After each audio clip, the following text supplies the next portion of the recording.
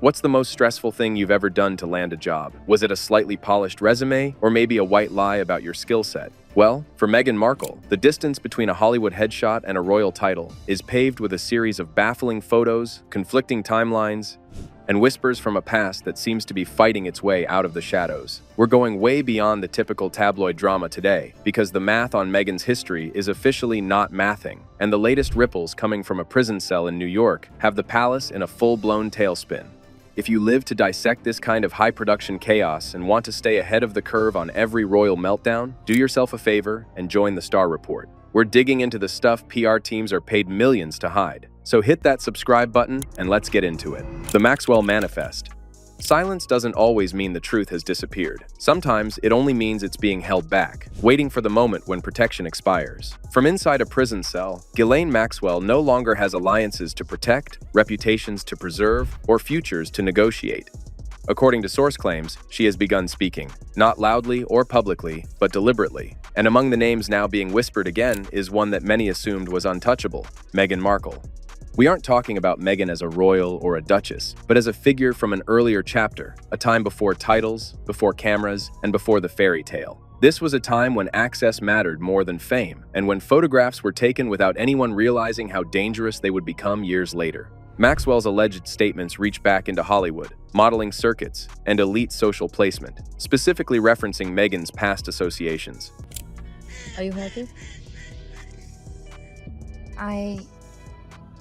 I'm happy in the sense that I have many things to be grateful for, but if I have a wish for myself, it's to be able to achieve. According to multiple source claims, a collection of photographs once quietly suppressed has re-emerged into public view.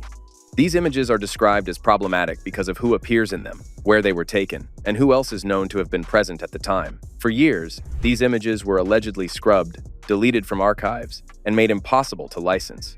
But they're back because maintaining silence eventually becomes more dangerous than letting the record surface. The witness consideration. The most serious indication that these associations were more than just rumors came during the legal battle involving Prince Andrew and Virginia Giuffre. According to court-related source claims, Giuffre intended to call Meghan Markle as a potential witness in her civil case. This was not a symbolic gesture, it was based on three very specific reasons.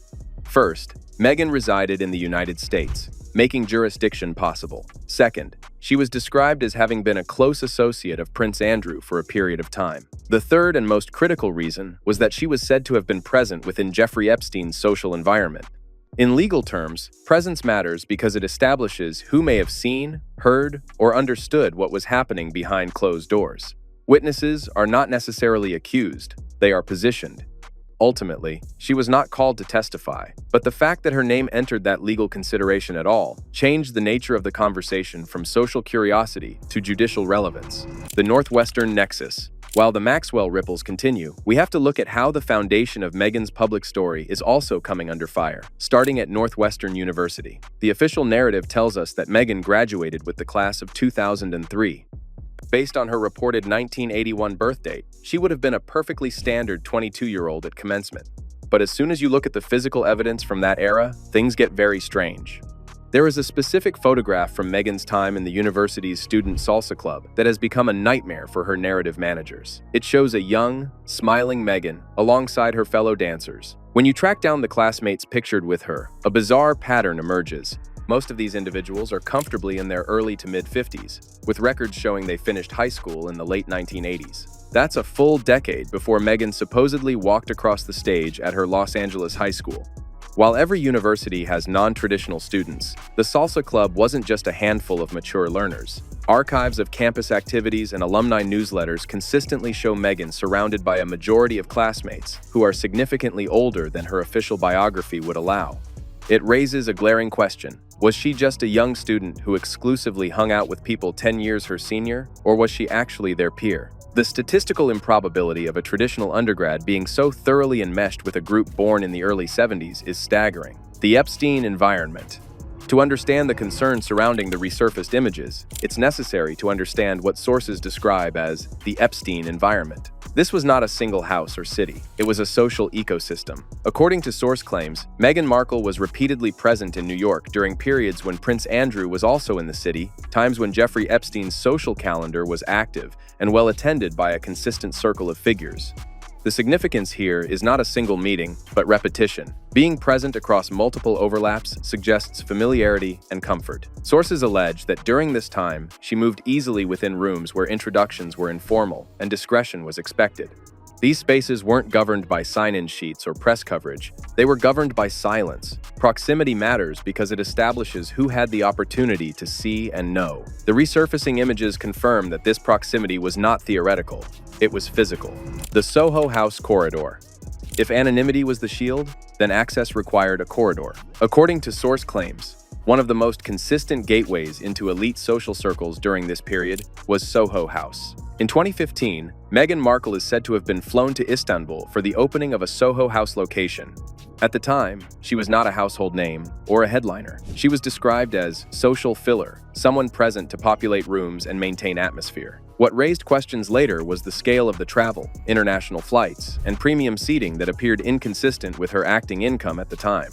According to claims, even colleagues from her television work privately questioned how such travel was being funded. In that corridor, no one asks how you arrived, only whether you belong. The pattern of elevation. According to newly revisited source claims, Meghan Markle's alleged trajectory is not unique. Other women across Europe followed strikingly similar paths, involving early modeling or party circuits, proximity to elite social figures, and eventual marriage into royalty. Sophia of Sweden is frequently cited, whose past associations, sources allege, link back to Epstein-connected social environments as early as 2005. There is also Mette Marit of Norway, who publicly apologized in 2019 for having maintained a friendship with Jeffrey Epstein. According to source claims, Epstein did not operate chaotically. He moved people strategically, placing individuals into environments where upward mobility was possible and where a past could be quietly absorbed by institutions once status was achieved. In this light, the resurfaced images become part of a broader framework where anonymity, access, and advancement intersect. The Yacht Week mystery. The timeline of 2016 is where the public and private narratives truly clash. According to source claims, February 2016 stands out because it appears in two very different narratives that are not supposed to intersect. On one hand, this is the period when Meghan Markle later stated she first met Prince Harry. On the other, sources allege this same window aligns with what were known as Yacht Weeks, private invitation-only excursions involving wealthy patrons and social companions. These events were floating social spaces designed for privacy and discretion, where phones were discouraged and names rarely appeared in records. Sources claim Meghan participated in one such Yacht Week during this exact period. When two origin stories share the same window, questions naturally arise because timelines do not bend easily once established. The fire drill. If you ever wanted to see what a high-stakes corporate panic looks like, just take a look at the current atmosphere inside Buckingham Palace.